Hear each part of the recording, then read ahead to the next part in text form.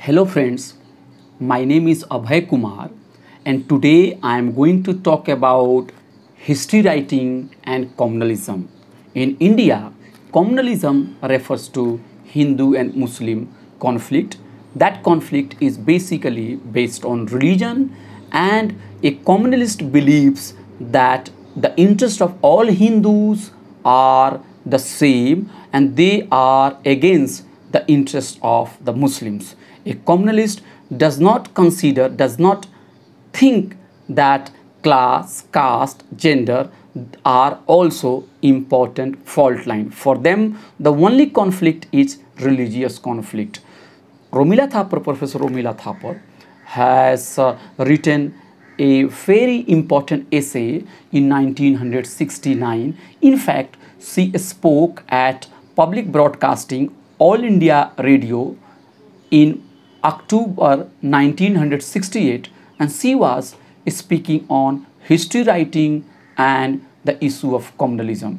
Apart from Professor Romila Thapar, who has taught for several decades at Jawaharlal Nehru University, JNU in New Delhi, her colleagues Harbansh Mukhia and Bipan Chandra, they also read out their paper on medieval and modern period and the issue of communalism. Later in 1969, these essays were published by People's Publishing House, and the small pamphlet is titled Communalism and the Writing of Indian History.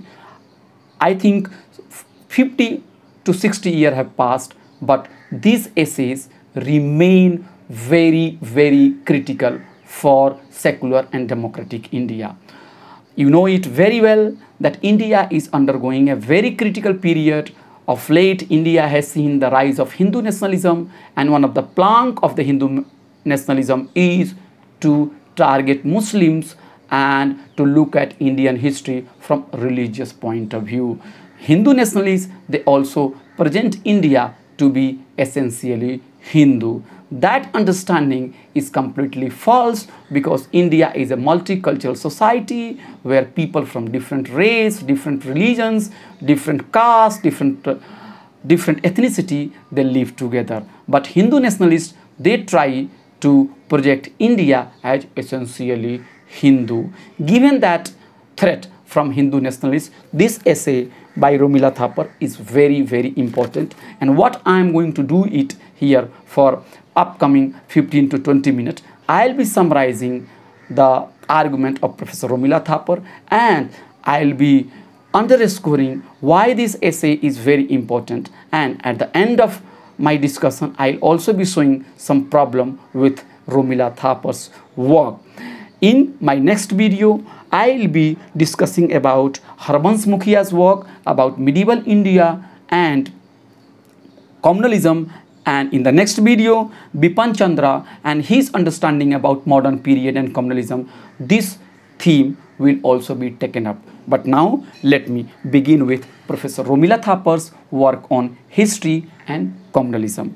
Friends, as I have told you that All India Radio organized a seminar in October 1969, and Professor Romila Thapar was invited to speak there, and she spoke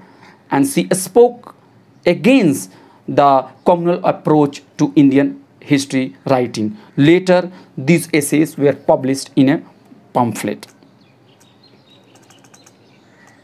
And why this essay is important? Because Professor Romila Thapar is not only dealing with particular aspect of communalism, but she is giving us the broad overview of Indian historiography and what is wrong and what is right with Indian historiography. So she begins with by saying that modern communalism gets its justifications from historical past. This is very important line. She is saying that communalism survives not because they are powerful or they use violence, but they also use history, and in their understanding of history they demonize one community and they glorify another community. So historical tool, historical past, the constructions of historical past, the narration of historical past through communal prism is very, very central to any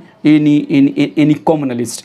And she also says that the historical past by the communalist, they try to take up a communal approach, and that is how our understanding gets changed, and we start looking at history from religious point of view. And once you start looking at history from the religious point of view in a multicultural society, you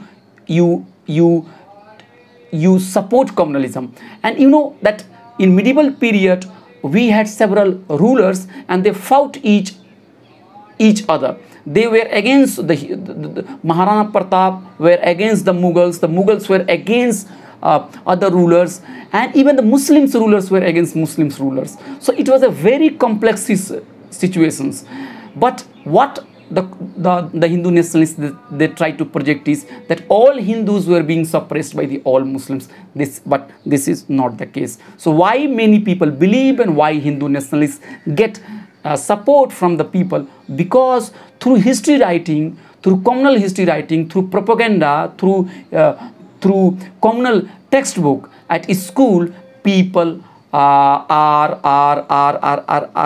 changed, and they genuinely believe that all Hindus were united against all Muslims and all Muslims were against all Hindus. Another important point which Professor Romila Thapar has said, that history is not something that is separated from the present, and she says that contemporary ideology can color historical interpretation. Contemporary ideology, what ideology is prevalent today, what ideology is getting power, the support from the power, that ideology will influence what kind of history will be written. For example, now Hindu nationalists are in power, and they are capturing all the institutions, and all kinds of the history are being written, and those histories are being funded and encouraged, which are trying to project and which are trying to underscore the conflict between Hindus and Muslims, and they always they want that such history should always present Hindus as victim and Muslims as aggressor. That is why you will see that roads names are being changed. I think many places names are being changed. For example, Banaras one day becomes one city, Allahabad becomes one day Prayagraj, and then Aurangzeb's road was renamed as Kalam's road. So these phenomena are very much linked with contemporary ideology. So contemporary ideology, any history writing should not be seen in isolation. They have their roots in contemporary ideology. And another important point which she is saying, that a historian should always be critical and she should always be analytical about his sources.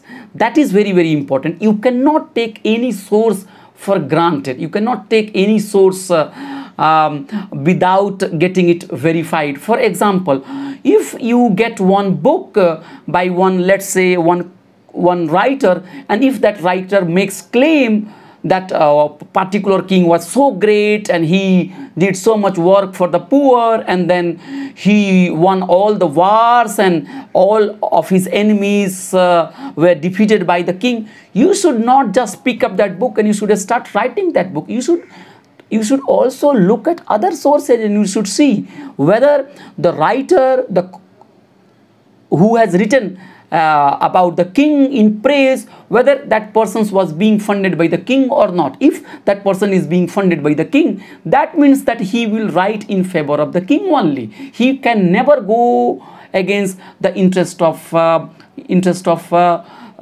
king. For example, in medieval time, we see that if you read Abu Fazl's account of Akbar, we reach one particular kind of conclusion. But if you read other historians, we reach at a very different conclusion. So a historian must be critical about his sources. We should not uncritically accept any source. Another important thing which Romila Thapar is saying, that we should be analytical, and we should also be careful that what source we are going to give importance, there are multiple sources. There is literary source, there is archaeological source. So which source is important? So giving importance to source is also important. These are very, very crucial points. Having said this, she said that modern history writing in India began in 18th century, and as I have said that there were three at least three schools which Romila Thapar underscored. The first group is Orientalist or Indologist. The second group is Utilitarian, and the third group is Nationalist. Now, who were Orientalists? Who were Orientalists? Who were Indologists? Professor Romila Thapar says that after 15th century, Europeans came in contact with people living in Asia through trade and through missionary activities. And among those Europeans, there were a large number of European scholars who had great interest in Asian culture, particularly Indian culture, and the Sanskrit sources and Persian sources. So after 15th and 16th century, the Europeans increasingly came to know about India. Now, later, Royal Asiatic Society was found, and with this, a systematic study of classical traditions of India began in India. And now, as I have told you, that Orientalists or Indologists had great enthusiasm for Sanskrit and for Aryan-speaking people and its culture.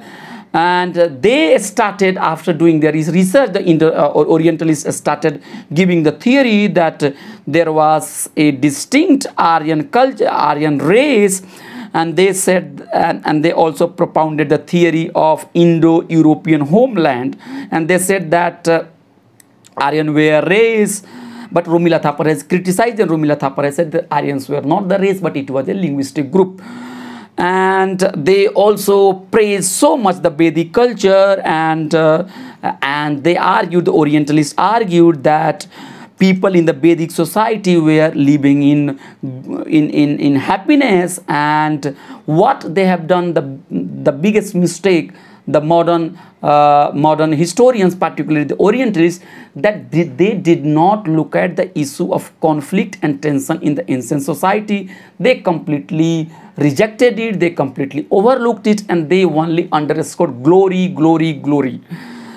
And that narrative was very much suitable to Orthodox Hindus, and they later picked it up, and they started presenting India as essentially Hindu India. Vedic culture was a great culture, and the Vedic culture was a period when India had great advancement. That kind of the narratives they picked up from the Orientalists, and we see it.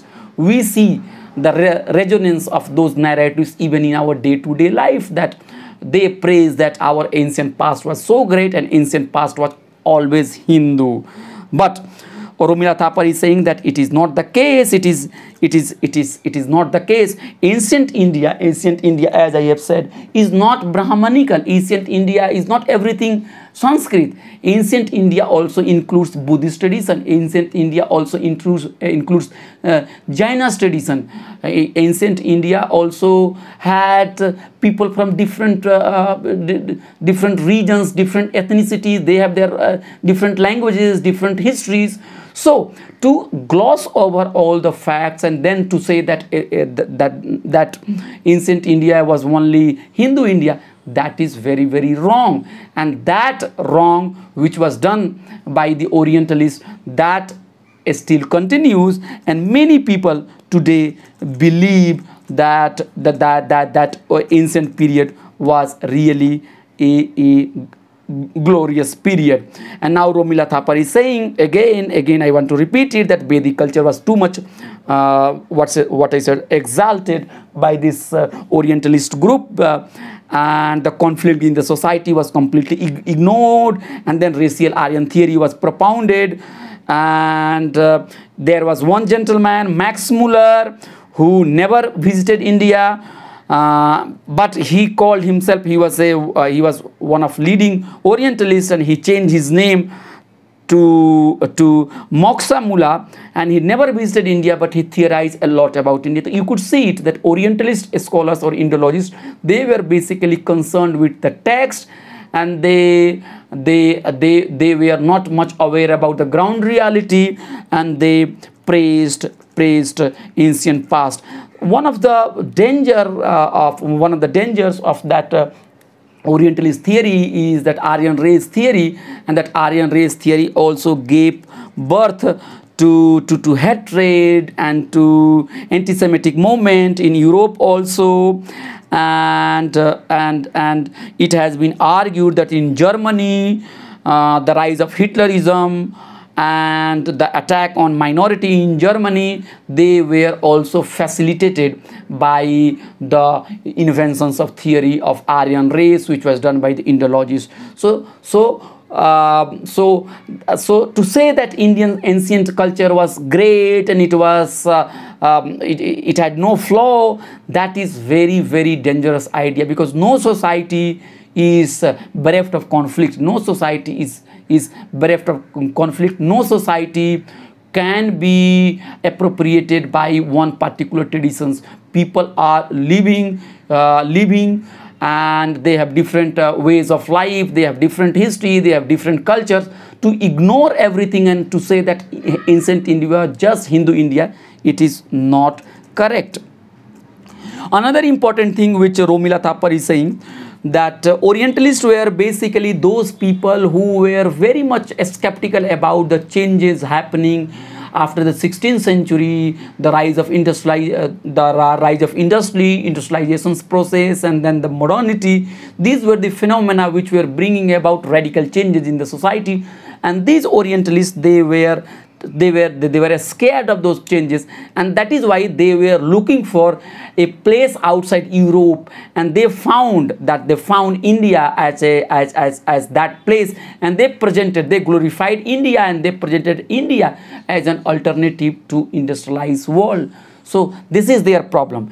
After that, after Orientalists, the new group of historians, the new group of scholars were the utilitarians. Utilitarians were basically a group of British philosophers, and they were very much dominant in 19th century. After Orientalists, they become dominant, and we have studied in political science that they believe in maximizing the pleasure and minimizing the pain. So the Orientalist philosophers, they defended colonial rule, and they believed that the colonial rule in India was a godsend, and it will put an end to series of despotic rulers, and it will bring about political awareness in India. And James Mill was one of the distinguished utilitarian scholars who influenced Indian thinking till today, and he wrote the history of British India, and he divided Indians' history into three periods. Ancient India was presented as Hindu India,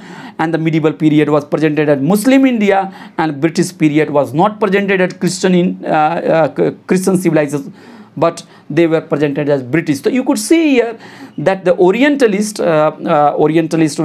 had great interest in glorifying the ancient culture of India.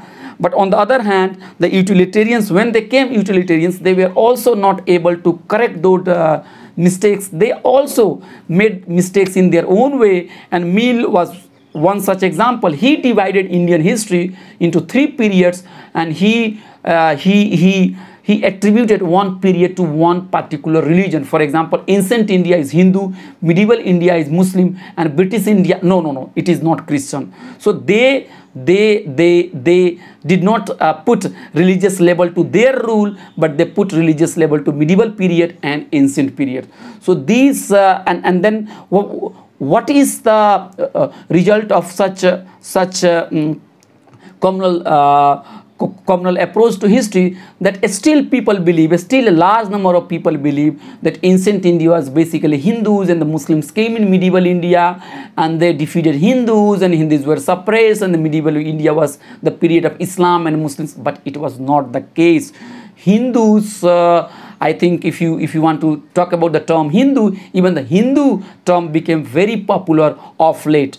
And as far as Muslims you are talking about, even the arrival of Muslims in India was not at the same time. Muslims reached Sindh, Muslims reached Punjab and northern India in one point of time. Muslim reached let's say in Kerala, the coastal area, in another point of time, and Muslim reached South India at entirely different period. So every Muslims are one and every Hindus are one. Those are very communal way of looking at the history, but unfortunately James Mill also did it, and Romila Thapar is very right to say that ancient India was not Hindu India, and ancient India was not Hindu India, and medieval India was not Muslim India. So these are very, very important critique by Romila Thapar. And after that, she is against such she is saying that such a division based on religion is absolutely wrong. That is absolutely wrong. And after that, she is trying to say that ancient India was not a period of glory, and she is now referring to the Buddhist traditions which were in conflict with the Brahminical traditions, and she says that it is assumed that the period from 1000 BC to AD 1200 can be called Hindu because the ruling dynasties of the subcontinent subscribe to the Hindu religion. However, even on the basis of the dynastic history alone, this period cannot correctly be described as Hindu, since there was a number of major dynasties which cannot be fitted into this description. The Mauryans, the Indo-Greeks, the Sakas, the Kushans, many of their kings were Buddhist, and although not antagonistic to Hindus, they consciously identified themselves as Buddhist. Should there then be another period called the Buddhist period, the duration of which could be from 500 BC to 300 AD, had there been a sufficiently large Buddhist population in existence in India today, this may well have happened. So basically she is trying to say that the Mauryans, Indo-Greeks, Sakas, Kushans, and also the Buddhists who were powerful from 500 BC to AD 300. So for a long period of the time, the Brahminical religion and the Brahminical power were not at the center. But why ancient India is called Hindu India? Romila Thapar is critiquing that point. And similarly, she is also saying about the Islam, there is also the question of what is meant by the term Hindu, particularly in the context of periodization. The term is not found in pre-Islamic sources relating to India. She is saying that even the Hindu term before pre-Islamic period was not found. It was first used by the Arabs and later by others to refer to the people who inhabited the land of Hind, India. So the Hindus were even not the religious term. It was used for those who were living in India. But now with the passage of the time, and with the communal approach to history, the Hindu becomes a religious category, and Hindu is being projected as if that this category was popular for thousands and thousands of years in the history, but that was not the case. And now she is also saying about James Mill that the whole periodizations, particularly with reference to Muslim, is also not correct. If Indian history is to be, Romila Thapar says, if Indian history is to be seen merely as a chronicle of dynasty with its geographical focus in the Ganges Valley, then such a periodization may apply. In this region, dynasties did subscribe by and large to Hindu religious beliefs up to the early 13th century, after which a series of Muslim dynasties follows. But if one is looking at the subcontinent as a whole, then such a system of periodization is unacceptable. The basic problem is accepting this periodization, even at the superficial level, is that the coming of Muslim dynasties varies in time from region to region of the subcontinent. Thus, the Arabs conquered Sindh and established their rule there in the 8th century. The Turks held a part of the Punjab in the 11th century. They extended their control over a large part of northern India in the 13th century. Muslim dynasty first established their power in the Deccan in the 14th century. In the far south, Muslim dynasty did not rule until much later. Thus, there is no uniform date for the establishment of the Muslim rule.